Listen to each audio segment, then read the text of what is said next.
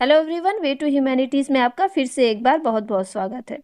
आज की वीडियो में हम अंधा युग नाटक का 5वां अंक विजय एक क्रमिक आत्महत्या को विस्तार से पढ़ने जा रहे हैं। इस नाटक के इसके पहले के सभी अंकों की वीडियोस आपको मेरे चैनल पर अंधा युग धनवीर भारती तथा क्लास 12 सेमेस्टर 3 और 4 हिंदी एक ही प्लेलिस्ट पर मिल जाएगी, जिसकी लिंक मैंने डिस्क्रिप्शन में दे रखी है। तो चलिए अब हम अपने पाठ की ओर चलते हैं।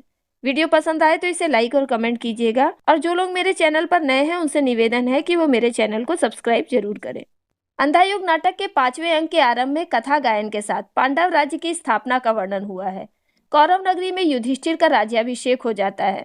भीम कम बुद्धि वाले और स्वभाव से अभिमानी हो जाते हैं। भीम तथा अपने ही राज्य के लोगों के द्वारा बार बार अपमानित होने के कारण युद्ध आत्महत्या करने की कोशिश करते हैं। उस समय तो विदुर उन्हें बचा लेते हैं, लेकिन बाद में उनकी मृत्यु हो जाती है। उसी दौरान वन में भीषण आग लग जाती है, जिसमें कुंती, धृतराष्ट्र और गांधारी जलकर भस्म हो जाते हैं। युधिष्ठिर को सूचना मिलती है कि यादव वंश में कलह बढ़ गया है और वे लोग एक दूसरे का ही नाश कर रहे हैं। युधिष्ठिर खुद को अकेला और लाचार महसूस करते हैं। उन्हें अशुभ संकेत मिलते हैं और भविष्य की विनाश लीला दिखाई पड़ती है। भीम की घमंडी और दूसरों को अपमानित करने की प्रवृत्ति अभी भी जीवित रहती है। इस प्रकार यह अंश बताता है कि महाभारत का युद्ध तो खत्म हो गया था, लेकिन हिंसा और पतन तब भी जारी रहा। तो यह था अंधा युग नाटक के 5वें अंक का सारांश। अब हम इस अंक को विस्तार से पढ़ते हैं। 5वें अंक का आरंभ भी कथा गायन से होता है। दिन, हफ्ते, मास, बरस बीते, ब्रह्मास्त्रों से झुलसी धरती, यद्यपि हो आई हरी भरी। अभिषेक युधिष्ठिर का संपन्न हुआ, फिर से पर पा न सकी खोई शोभा कौरव नगरी। यहाँ पर कथा गायन के जरिए बताया गया है कि महाभारत का युद्ध खत्म हुए दिन, हफ्ते, महीने और धीरे धीरे कई वर्ष बीत गए, और जो धरती ब्रह्मास्त्रों के भीषण प्रहार से झुलस गई थी वो फिर से हरी भरी हो गई। युधिष्ठिर का सम्राट के रूप में अभिषेक तो हुआ, लेकिन कौरव नगरी अपनी खोई हुई शोभा फिर से प्राप्त न कर सकी। अर्थात पहले कौरव नगरी में जो रौनक हुआ करती थी वह अब समाप्त हो गई। सब विजयी थे, लेकिन सब थे विश्वासध्वस्त। थे सूत्रधार खुद कृष्ण, किंतु थे शापग्रस्त। यद्यपि युद्ध में सभी पांडव विजयी हुए, लेकिन फिर भी उन सब के मन में आने वाले भविष्य को लेकर अविश्वास भरा हुआ था। अर्थात भीतर से उनका विश्वास टूट चुका था। इस सब के सूत्रधार खुद भगवान श्री कृष्ण थे, लेकिन गांधारी ने उन्हें भी शाप दे दिया था। इस तरह पांडव राज्य हुआ आरंभ, पुण्यहत, अस्त व्यस्त। इस प्रकार पुण्यों से रहित और अस्त व्यस्त अवस्था में पांडव शासन का आरंभ हुआ। थे भीम बुद्धि से मंद, प्रकृति से अभिमानी। अर्जुन थे असमय वृद्ध, नकुल थे अज्ञानी। सहदेव अर्ध विकसित थे शैशव से अपने। पांडवों में भीम कम बुद्धि वाले और स्वभाव से घमंडी थे। अर्जुन समय से पहले ही बूढ़े हो चले थे। नकुल अज्ञानी थे और सहदेव तो बचपन से ही आधी विकसित बुद्धि वाले थे एक युधिष्ठिर, जिनके चिंतित माथे पर थे लदे हुए भावी विकृत युग के सपने। पांडवों में एक युधिष्ठिर ही बचे थे जो पूरी तरह से सिंहासन के योग्य थे, लेकिन उनके माथे पर भी चिंता की रेखाएं छाई हुई थी। उन्हें इस बात की चिंता थी कि आने वाला युग अब और भी ज्यादा विकृत यानी अंधकार से युक्त होने वाला है। थे एक वही जो समझ रहे थे क्या होगा जब शापग्रस्त प्रभु का होगा देहावसान। सिर्फ एक युधिष्ठिर ही थे जिन्हें यह समझ में आ रहा था कि जब गांधारी के शाप से ग्रसित प्रभु श्री कृष्ण की मृत्यु होगी तब आने वाले युग की क्या परिस्थितियां होंगी। जो युग हम सब ने रण में मिलकर बोया है, जब वह अंकुर देगा ढक लेगा सकल ज्ञान। ये जो निराशा से भरा हुआ युग आने वाला है, उसके बीज कौरव और पांडवों ने मिलकर युद्ध भूमि में बोए थे, और जब वह बीज अंकुर देगा अर्थात उसका परिणाम सामने आएगा, तो इस संसार का समस्त ज्ञान नष्ट हो जाएगा। सीढ़ी पर बैठे घुटनों पर माथा रखे अक्सर डूबे रहते थे निष्फल चिंतन में। देखा करते थे सूनी सूनी आंखों से बाहर फैले फैले निस्तब्ध तिमिर घन में। अक्सर युधिष्ठिर अपने महल की सीढ़ियों पर घुटने पर माथा रखे बैठे रहते थे और इसी चिंता में डूबे रहते थे। वो अक्सर अपनी सूनी सूनी आंखों से बाहर फैले हुए घने अंधकार को देखा करते थे। यहाँ पर यह निस्तब्ध छाया अंधकार निराशा और विनाश का प्रतीक है। युधिष्ठिर को ऐसा लगता है कि आने वाला समय तबाही और बर्बादी लाने वाला है। स्टेज पर से पर्दा उठता है। दोनों बूढ़े पहरेदार पीछे खड़े हैं और उनके आगे युधिष्ठिर हैं। युधिष्ठिर कहते हैं, ऐसे भयानक महायुद्ध को अर्धसत्य रक्तपात हिंसा से जीतकर अपने को बिल्कुल हारा हुआ अनुभव कर, यह भी यातना ही है। युधिष्ठिर कहते हैं कि महाभारत का वो भयानक युद्ध उन्होंने आधा सत्य बोलकर खून खराबा और हिंसा से जीता। लेकिन फिर भी वो खुद को हारा हुआ महसूस कर रहे हैं। ये बात भी किसी पीड़ा से कम नहीं है। उन्होंने अपने जिन भाइयों और बंधुओं को उनका हक दिलाने के लिए युद्ध किया, उनके वे सभी कुटुंबी अर्थात परिवार के सदस्य अज्ञानी, मूर्ख, दुर्विनीति अर्थात भ्रष्ट और कमजोर निकले। सिंहासन प्राप्त हुआ है जो, यह माना कि उसके पीछे अंधेपन की अटल परंपरा है। उन्होंने सिंहासन तो प्राप्त कर लिया है, लेकिन उस सिंहासन पर बैठने के बाद उन्हें यह एहसास हुआ कि उसके पीछे अंधेपन और अज्ञानता की अटल अर्थात कभी न टूटने वाली परंपरा चली आ रही है। क्योंकि जो है प्रजाएं, यह माना कि वे पिछले शासन के विकृत साँचे में है ढली हुई, क्योंकि वो समझते हैं कि उनकी जो प्रजा है वो पिछले शासन के विकृत ढांचे में ढली हुई है। अर्थात धृतराष्ट्र का जो पुराना शासन चला आ रहा था, उन्होंने अपने आप को उसी सांचे में ढाल रखा है और नई परंपराएं और नए नियम को अपनाने में वे असमर्थ हैं। और खिड़की के बाहर गहरे अंधियारे में किसी ऐसे भावी अमंगल युग की आहट पाना जिसकी कल्पना ही थर्रा देती हो। युधिष्ठिर कहते हैं कि जब वो अपनी खिड़की से बाहर देखते हैं तो उन्हें चारों ओर गहरा अंधेरा छाया हुआ दिखाई देता है। यह अंधेरा उन्हें ऐसे आने वाले युग की आहट देता है जो कि अमंगल और विनाश से भरा हुआ है। अर्थात उन्हें ऐसा लगता है कि आने वाले भविष्य में कुछ भी शुभ होने वाला नहीं है। अतः वो ऐसे भविष्य की कल्पना से ही कांपने लगते हैं। फिर भी जीवित रहना, माथे पर मणि धारण करना, बधिक अश्वत्थामा का यातना, यह वह है। युधिष्ठिर कह रहे हैं कि इतना सब कुछ सहते हुए भी जीवित रहना और अपने माथे पर हत्यारे अश्वत्थामा की मणि को धारण करना, यह भी किसी दुख से कम नहीं है। अश्वत्थामा के माथे पर जन्म से ही एक दिव्य मणि थी जो उसे भूख, प्यास, थकान, बुढ़ापा आदि कष्टों से बचाती थी।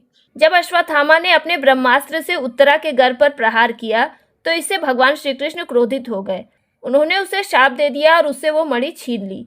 अर्जुन ने वो मणि द्रौपदी को लाकर दी और द्रौपदी ने उसे युधिष्ठिर को सौंप दिया था। अतः युधिष्ठिर को वो मणि धारण करना भी कष्ट देता है, क्योंकि वो मणि हत्यारे अश्वत्थामा की थी। बंधु दुर्योधन, जिसको देखते हुए तुम कितने भाग्यशाली थे कि पहले ही चले गए। फिर वो दुर्योधन को संबोधित करते हुए कहते हैं कि वह कितना भाग्यशाली था जो कि उससे पहले ही चला गया, क्योंकि उसे आने वाले उस युग को नहीं देखना पड़ेगा जो कि अमंगल से भरा हुआ है। बाकी बचा मैं, देखने को अंधियारे में निर्निमेष भावी अमंगल युग। वह खुद को अकेला और लाचार महसूस करते हैं, क्योंकि आने वाले अंधकार और अमंगल से भरे हुए युग को देखने के लिए सिर्फ वही बचे हैं। किसको बताऊं, किंतु मेरे ये कुटुंबी अज्ञानी हैं, दुर्विनीत हैं या जर्जर हैं। वह कहते हैं कि वो किसे ये बात बताएं कि उनके सभी भाई अज्ञानी, अहंकारी और कमजोर प्रवृत्ति के हैं। तभी पर्दे के पीछे से गर्जन की आवाज आती है। ऐसा लगता है कि फिर से भीम ने किसी का अपमान किया है, क्योंकि भीम स्वभाव से अहंकारी हो गया है। अतः वो आए दिन किसी न किसी का अपमान करते रहता है। भीम के हंसने की ध्वनि सुनाई पड़ती है। यह है मेरा ह्रासोन्मुख कुटुंब, जिसे कुछ ही वर्षों में बाहर घिरा हुआ अंधेरा निगल जाएगा। युधिष्ठिर कहते हैं कि उनका परिवार अब विनाश की ओर बढ़ रहा है, जिसे कुछ ही सालों बाद बाहर छाया हुआ अंधेरा पूरी तरह से नष्ट कर देगा। लेकिन जो तन्मय है भीम के अमानुषिक विनोदों में, लेकिन उन्हें इस बात का कोई एहसास नहीं है। वे तो भीम के अमानवीय और अशोभनीय मजाक में मग्न हैं। अर्थात युधिष्ठिर के अन्य भाइयों को आने वाले समय में होने वाले विनाश का कोई एहसास नहीं हो रहा। पर्दे के भीतर से कई लोगों की एक साथ हंसने की ध्वनि सुनाई पड़ती है। ये आवाज पांडवों के हंसी ठहाके की है। तभी विदुर और कृपाचार्य प्रवेश करते हैं। विदुर युधिष्ठिर से कहते हैं, महाराज, अब हो चला है असहनीय, कैसे रुकेगा विद्रूप यह भीम का। भीम का यह व्यवहार असहनीय है, इसे कैसे रोका जाए। युधिष्ठिर विदुर से पूछते हैं कि क्या हुआ। विदुर युधिष्ठिर को बताते हैं कि हर दिन की तरह आज भी भीम ने युयुत्स का अपमान किया है। कृपाचार्य कहते हैं कि जब भीम युयुत्स का मजाक उड़ा रहे थे तो वहां पर उपस्थित सभी लोगों ने उसके गूंगेपन का आनंद लिया। तब युधिष्ठिर कहते हैं कि न जाने युयुत्स की वाणी को क्या हो गया है, अब तो वो बिल्कुल ही गूंगे हो गए हैं। विदुर कहते हैं, पिछले कई वर्षों से उसको घृणा ही मिली है अपने परिवार से, प्रजाओं से। उसकी थी अटल आस्था कृष्ण पर वे शापग्रस्त हुए। उन्हें अपने परिवार से और अपनी प्रजा से नफरत ही मिली है, क्योंकि उन्होंने अपने अधर्मी भाइयों का साथ नहीं दिया था। उनका भगवान श्री कृष्ण पर अटल विश्वास था, लेकिन वो भी गांधारी के शाप से ग्रसित हो गए। कृपाचार्य कहते हैं, आश्रित था आपका, पर भीम की कटुक्तियों से मर्माहत होकर। कृपाचार्य कहते हैं कि अब वो सिर्फ युधिष्ठिर पर ही आश्रित था, लेकिन भीम की कठोर बातों को सुनकर उसे बहुत कष्ट पहुंचा है और वो अंदर से टूट गया है। जब अंधे धृतराष्ट्र और गांधारी वन में चले गए, उस दिन से वाणी उसकी बिल्कुल ही जाती रही। जब से धृतराष्ट्र और गांधारी जंगल में चले गए, तब से न जाने क्या हुआ कि उसकी बोलने की क्षमता भी पूरी तरह से खत्म हो गई। युधिष्ठिर कहते हैं, भोगी है उसने ही यातना, अपने ही बंधुजनों के विरुद्ध जीवन का दांव लगा देना, पर अंत में विश्वास टूट जाना, लांछन पाना और वह भी न कर पाना, किया जो नर पशु अश्वत्थामा ने।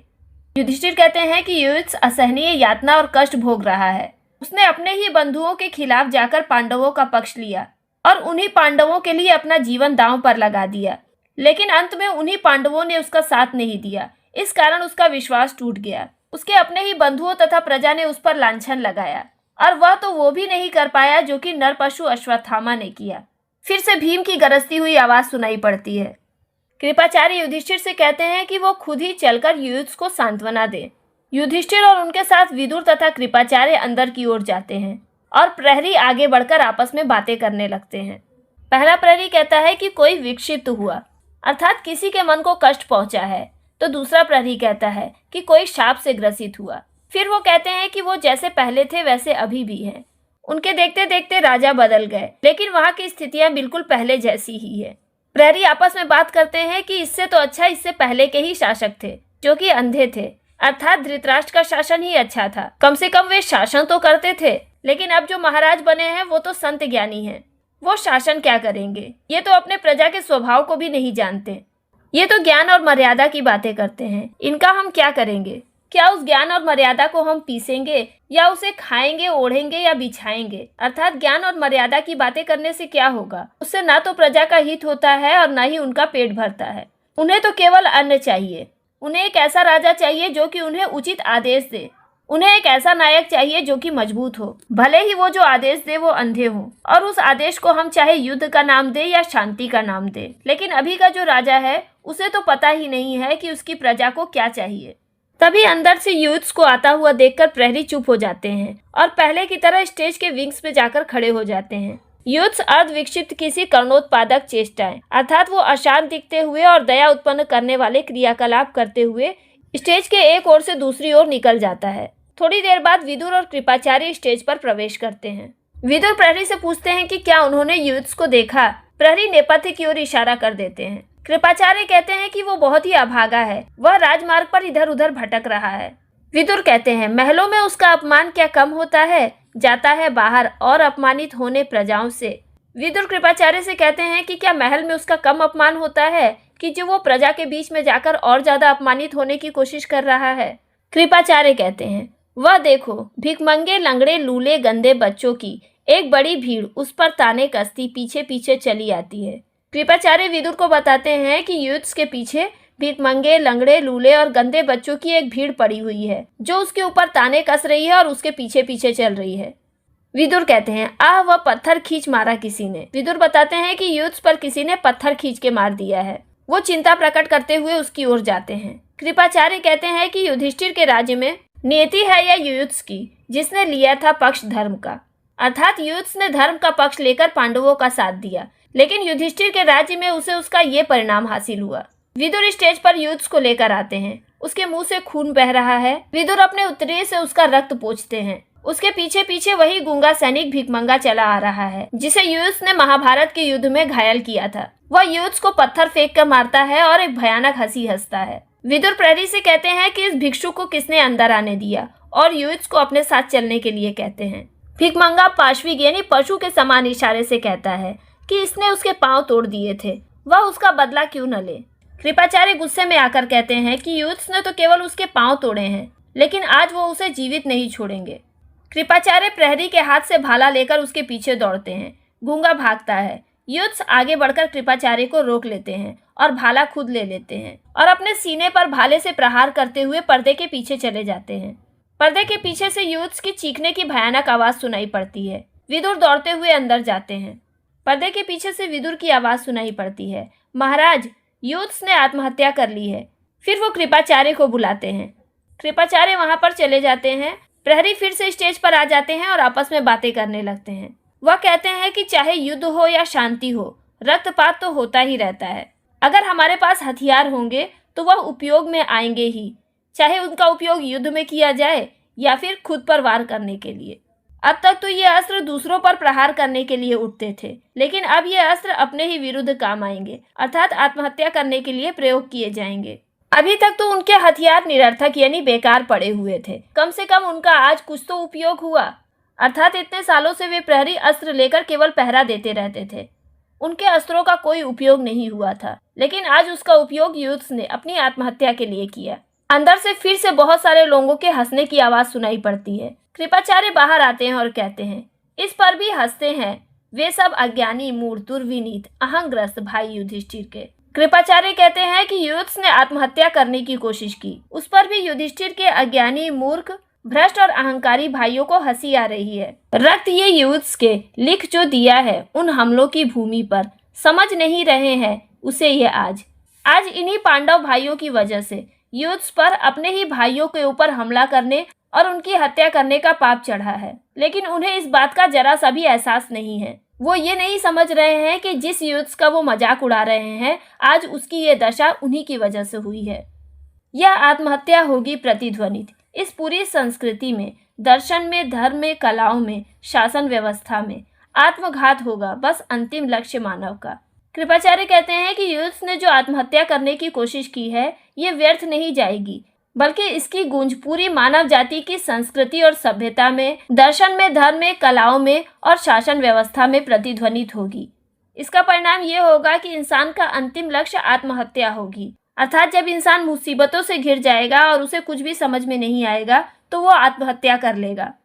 विदुर जाते हुए कहते हैं, मुक्ति मिल जाती है सबको कभी न कभी, वह जो बंधुघाती है, हत्या जो करता है माता की, प्रिय की, बालक की, स्त्री की। विदुर कहते हैं कि वो व्यक्ति जो अपने ही बंधुओं की हत्या करता है, या फिर वो व्यक्ति जो अपनी माता की, अपने प्रियजनों की, किसी बालक की या स्त्री की हत्या करता है, उन सभी लोगों को कभी न कभी मुक्ति मिल जाती है। किंतु आत्मघाती भटकता है अंधियारे लोकों में सदा सदा के लिए बनकर प्रेत। लेकिन वो व्यक्ति जो कि आत्महत्या करता है, वह अंधेरे लोकों में हमेशा के लिए प्रेत बनकर भटकता रहता है, अर्थात आत्महत्या करने वाले व्यक्ति को मुक्ति नहीं मिलती, बल्कि वो प्रेत बनकर इधर उधर भटकता रहता है। कृपाचार्य कहते हैं, परिणति यही थी यूथ्स की। विदुर कृपाचार्य विदुर से कहते हैं कि यूथ्स के भाग्य में यही लिखा था। आज उन्हें अचानक से युधिष्ठिर के ऊंचे ऊंचे महलों में अमंगल की पगध्वनि सुनाई पड़ रही है, अर्थात उन्हें कुछ अशुभ होने का संकेत मिल रहा है। अब तक मैं रहकर यहाँ शिक्षा देता रहा परीक्षित को अस्त्रों की। कृपाचार्य कहते हैं कि अब तक वो वहां पर रहकर अभिमन्यु और उत्तरा के पुत्र परीक्षित को अस्त्रों की शिक्षा दे रहे थे, लेकिन अब यह जो आत्मघाती नपुंसक ह्रासोन्मुख प्रवृत्ति उभर आई है, लेकिन अब यहाँ के लोग आत्महत्या करने वाले, नपुंसक और पतन की ओर जाने वाले स्वभाव के होते जा रहे हैं। अर्थात इससे पहले यहाँ के योद्धा वीर और साहसी हुआ करते थे, लेकिन अब वो नपुंसक और आत्मघाती होते जा रहे हैं। अब तो मैं छोड़ दूं हस्तिनापुर, इसी में कुशल है विदुर। अतः वो विदुर से कहते हैं कि उनकी भलाई इसी में है कि वो हस्तिनापुर छोड़कर कहीं और चले जाएं। आत्मघात उड़कर लगता है घातक रोगों सा। आत्महत्या भी एक प्रकार की छुआछूत वाली घातक बीमारी के समान है, जो हवा में उड़कर एक व्यक्ति से दूसरे व्यक्ति तक फैल जाती है। विदुर कहते हैं, किंतु विप्र। लेकिन कृपाचार्य कहते हैं, नहीं नहीं, योद्धा रहा हूं मैं, आत्मघात वाली इस युधिष्ठिर की संस्कृति में मैं नहीं रह पाऊंगा। लेकिन युधिष्ठिर के राज्य में लोग आत्महत्या करने लगे हैं, ऐसी संस्कृति वाले राज्य में वो नहीं रह पाएंगे, अर्थात ऐसी आत्महत्या करने वाली संस्कृति के बीच वो नहीं रह पाएंगे। कृपाचार्य चले जाते हैं। विदुर कहते हैं, राज्य में युधिष्ठिर के होंगे आत्मघात, विप्र लेंगे निर्वासन, कैसी है शांति यह प्रभु जो तुमने दी है। विदुर भगवान श्री कृष्ण को संबोधित करते हुए कहते हैं कि युधिष्ठिर के राज्य में लोग आत्महत्या करने की कोशिश कर रहे हैं और ब्राह्मण लोग राज्य छोड़कर निर्वासित हो रहे हैं। उन्होंने इस संसार को कैसी शांति प्रदान की है। होगा क्या वन में सुनेंगे धृतराष्ट्र जब यह मरण यूथ्स का। जब वन में धृतराष्ट्र यूथ्स की इस तरह की मौत के बारे में सुनेंगे तो उनका क्या होगा। तभी युधिष्ठिर प्रवेश करते हैं और कहते हैं कि अभी भी यूथ्स के प्राण शेष हैं, अर्थात वो मरा नहीं है। विदुर कहते हैं कि यदि यूथ्स जीवित है तो वह उसे उनकी कुटिया में भेज दे, ताकि वो उसकी परिचर्या यानी इलाज करके उसका जीवन बचा सके। उसने जो भोगा है कृष्ण के लिए, अब तक उसका प्रतिदान जहां तक मैं दे पाऊंगा। उसने भगवान श्री कृष्ण का साथ देकर जो भी कष्ट झेले हैं, उसका प्रतिदान जहां तक हो सकेगा वो उसे देने की कोशिश करेंगे। विदुर और युधिष्ठिर स्टेज से चले जाते हैं और स्टेज का प्रकाश धीमा हो जाता है। पहला प्रहरी कहता है कि ये समय से पहले कैसा अंधेरा छा गया है। दूसरा प्रहरी कहता है कि ऐसा लग रहा है कि वन खंडों यानी जंगल की ओर धुएं से भरे बादल घिर रहे हैं, अर्थात आसमान में धुआं फैलते जा रहा है। तब पहला प्रहरी कहता है कि शायद वन में भीषण दावाग्नि यानी भयंकर आग लग गई है। दोनों प्रहरी बातें करते करते पर्दे के पीछे चले जाते हैं। अंदर का पर्दा उठता है और वन का दृश्य प्रकट होता है, जहां पर चारों ओर आग लगी हुई है और उसी वन में धृतराष्ट्र और संजय दिखाई पड़ते हैं। संजय धृतराष्ट्र को जंगल से भागकर अपनी जान बचाने के लिए कहते हैं, लेकिन धृतराष्ट्र कहते हैं, जाने दो संजय, अब बचा नहीं पाओगे मुझे, आज जर्जर हूँ, आग से कहाँ तक मैं भागूंगा। धृतराष्ट्र संजय से कहते हैं कि वो बूढ़े हो चुके हैं, वह आग से ज्यादा दूर तक नहीं भाग पाएंगे, अतः वो उन्हें बचाने की कोशिश ना करे और मर जाने दे। संजय उन्हें बताते हैं कि थोड़ी ही दूर पर निरापद अर्थात सुरक्षित स्थान है, अतः वे वहां पर चलते हैं। तभी वो पीछे मुड़कर देखते हैं कि माता गांधारी तो वहीं पर बैठ गई हैं। वह उन्हें आवाज देते हैं। धृतराष्ट्र संजय से कहते हैं कि अब उनका सारा प्रयत्न व्यर्थ है, वह उन्हें वहीं पर छोड़ दे और चले जाएं। वह जीवन भर अपने अंधेपन की अंधेरी गलियों में भटके हैं।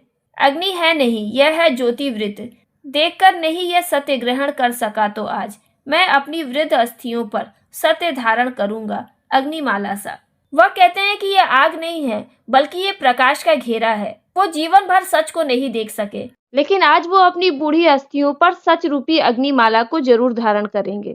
अर्थात उन्होंने जीवन भर सच का सामना नहीं किया, लेकिन अब मरते समय उन्हें मौत के सच को स्वीकार करना ही पड़ेगा। संजय के देखते ही देखते आग बढ़ती चली जाती है और माता गांधारी आग की लपटों में घिर जाती हैं। किसको बचाऊं मैं, हाय असमर्थ हूँ। संजय कहते हैं कि वो किसे बचाएं, गांधारी को या धृतराष्ट्र को। वो खुद को असहाय महसूस करते हैं। आधी जली हुई अवस्था में गांधारी दौड़ते हुए आती है और संजय को कहती है, संजय तुम जाओ, यह मेरा ही शाप है, दिया था जो मैंने श्री कृष्ण को। अग्नि आत्महत्या अधर्म गृह कलह में जो शतधा होकर बिखर गया है, नगरों पर वन में। गांधारी संजय से कहती है कि वह उन्हें वहीं पर छोड़कर वहां से चले जाए, क्योंकि यह उनके ही उसी शाप का परिणाम है जो उन्होंने श्री कृष्ण को दिया था। वही शाप आज आग, आत्महत्या, अधर्म और गृह कलह बन के चारों ओर बिखर गया है तथा नगरों एवं वनों में फैल गया है। संजय उनसे कहना, अपने इस शाप की प्रथम समिधा मैं ही हूँ। वो संजय से कहती हैं कि वो जाकर श्री कृष्ण से कहें कि गांधारी ने जो उन्हें श्राप दिया था उसकी पहली समिधा यानी आहुति वो खुद ही हैं। तभी नेपथ्य से धृतराष्ट्र गांधारी को पुकारते हैं। धृतराष्ट्र कहते हैं, आह छूट गई है वृद्ध कुंती वन में, लौटो गांधारी। धृतराष्ट्र गांधारी से कहते हैं कि वो वापस वन की ओर लौटे, क्योंकि बूढ़ी कुंती वहीं पर छूट गई है। संजय कहते हैं, महाराज भीषण दावाग्नि अपनी अगणित जिह्वाओं से निगल गई होगी माँ कुंती को। संजय धृतराष्ट्र से कहते हैं कि वन में भयंकर आग लगी है, अब तक तो उस आग में माता कुंती जलकर भस्म हो गई होंगी। यह स्थल निरापद है, मत जाए। वो कहते हैं कि यह स्थान सुरक्षित है, वो यहीं रहे, वापस ना जाएं। गांधारी, संजय जो जीवन भर भटके अंधियारे में, उनको मरने दो प्राणातक प्रकाश में। गांधारी कहती है कि उन्होंने जीवन भर सच को नहीं पहचाना और झूठ के अंधेरे गलियारों में भटकते रहे, अतः अब वे उन्हें मौत के प्रकाश में सत्य को स्वीकार करने दें। अर्थात सत्य और धर्म का पालन करने के लिए आज उन्हें मौत भी स्वीकार है। धृतराष्ट्र को लेकर गांधारी वन की ओर वापस चली जाती है।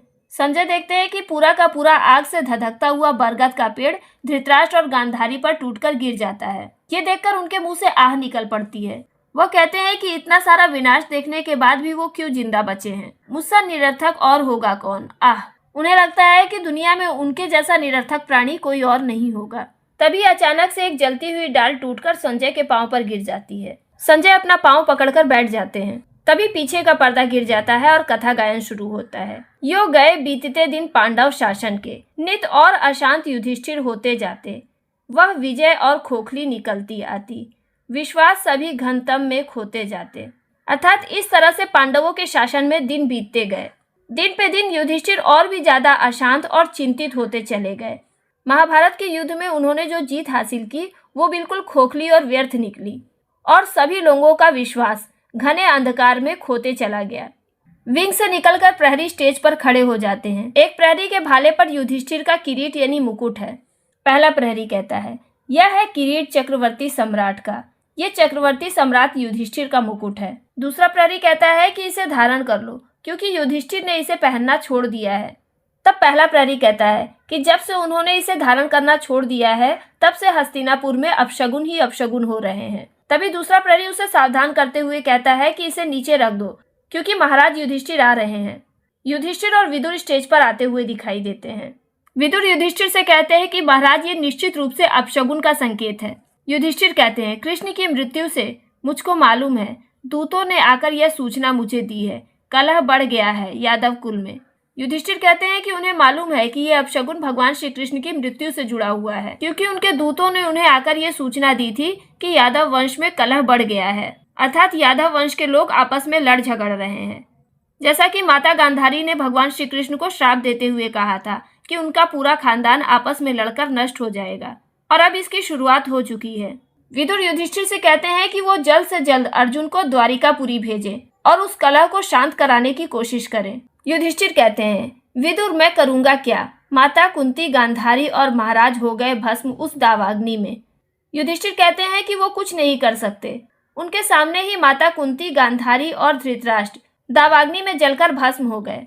उन सबका तर्पण करने के बाद जब वो वापस आए तो उसके बाद युद्ध के घाव फिर ताजा हो गए, और इतने दिनों बाद उसका वह आत्मघात फलीभूत होकर रहा। उसने जो आत्महत्या करने की कोशिश की थी, वह इतने दिनों बाद सार्थक हो गई। वह युद्ध के प्राण नहीं बचा पाए। वह कहते हैं कि इतने लोगों की मौत देखने के बाद क्या वो अपनी आंखों से भगवान श्री कृष्ण का विनाश देखने के लिए जीवित रहेंगे? वह विदुर से कहते हैं कि वह उन्हें हिमालय के शिखरों पर जाकर गल जाने से ना रोके। विदुर युधिष्ठिर से कहते हैं कि ऐसा करना भी आत्महत्या करना ही है। पर्वत के शिखरों की ऊंचाई कर्म की नीचता का परिहार नहीं करती, अर्थात यदि युधिष्ठिर ऊंचे पर्वतों पर जाकर भी मरता है तो भी उसका यह कर्म नीच ही कहलाएगा, वो भी आत्महत्या ही है। तब युधिष्ठिर कहते हैं, तब विजय क्या है? एक लंबा और धीमा और तिल तिल कर फलीभूत होने वाला आत्मघात। युधिष्ठिर कहते हैं कि अगर वो आत्महत्या है तो जीत किसे कहते हैं? उन्हें जीतकर कौन सी खुशी हासिल हुई? जब से उन्होंने विजय प्राप्त की है तब से वो धीरे धीरे तिल तिल करके मर रहे हैं। क्या ये आत्महत्या नहीं है? और पथ कोई भी शेष नहीं अब मेरे आगे। उन्हें अब कोई दूसरा रास्ता नजर नहीं आ रहा है। युधिष्ठिर और विदुर बातें करते करते दूसरी ओर चले जाते हैं। प्रहरी फिर से आगे आ जाते हैं और आपस में बातें करने लगते हैं। प्रहरी आपस में बात करते हुए कहते हैं कि कौरव नगरी में तो हर रोज कुछ न कुछ अपशगुन होते ही रहते हैं। कल ही आंधी आई थी और कंकड़ पत्थरों की बारिश हुई थी। सूरज में मुंडहीन अर्थात बिना सिर के काले काले धड़ जैसी आकृति हिलते हुए नजर आती रहती है। ये सभी लोग जिन्हें अपना भगवान मानते थे। सुनने में आ रहा है कि अब जल्द ही उनकी मृत्यु होने वाली है। उन्हें यह भी सुनने में आया है कि आधी रात के समय द्वारिका में काले और पीले वेश धारण किए हुए काल घूमा करता है। ये दृश्य संकेत देता है कि अब द्वारिका नगरी का विनाश होने वाला है। बड़े बड़े धनुर्धारी तीर बरसाते हैं, पर अंधड़ बनकर वह सहसा उड़ जाता है। द्वारिका नगरी में जो काल रूपी छाया नजर आ रही है, उसे मारने के लिए बड़े बड़े धनुर्धारी उस पर तीर चलाते हैं, लेकिन वो अचानक से आंधी बनकर उड़ जाता है। जिनको ये सब के सब अपना प्रभु कहते हैं, जो इनके सारे कर्मों का फल अपने कंधों पर सहने वाले थे, इन सब का योग क्षेम करने वाले थे, वे भगवान श्री कृष्ण ही इन सब को पथभ्रष्ट और लक्ष्य भ्रष्ट छोड़कर इनका त्याग कर रहे हैं और अपने लोक में वापस जाने की तैयारी कर रहे हैं।